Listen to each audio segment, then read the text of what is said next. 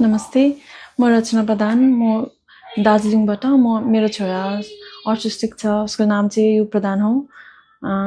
र मैले चाहिँ अब मेरो छोराको अटिज्म डायग्नोस चाहिँ 2 इयर्समा भएको। 2 इयर्स हुँदाखेरि र हामीले धेरै डक्टरहरू देखायौँ उसको अटिज्म डायग्नोस भएपछि। हामीले थेरेपी पनि गरायौँ।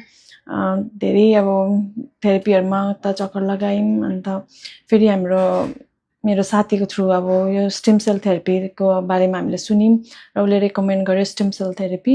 सो मैले स्टेम सेल थेरेपी गराएँ नानीको, र उसकोमा धेरै बिहेभियर चेन्जेसहरू आयो, धेरै चिजमा पोजिटिभ रिजल्ट्सहरू आयो। र उसकोमा धेरै चिज थिएन, जस्तो अब उसको स्पिच आउनु सुरु भयो 6 मन्थ्सभित्रमा नै। उसको अहिले धेरै राम्रो हुँदैछ ऊ। म चाहन्छु कि सुप्रिम कोर्टलाई अपिल गर्न चाहन्छु कि यो जुन पनि तपाईँहरूले स्टप गर्नु चाहनुहुन्छ त्यो चाहिँ स्टप नगरिदिनुहोस् प्लिज। हाम्रोबाट यही हाम्रो ठुलो होप छ हाम्रो यो अटिज्म नानीहरूको लागि, र म त्यसको लागि चाहिँ तपाईँहरूलाई रिक्वेस्ट गर्न चाहन्छु। Thank you.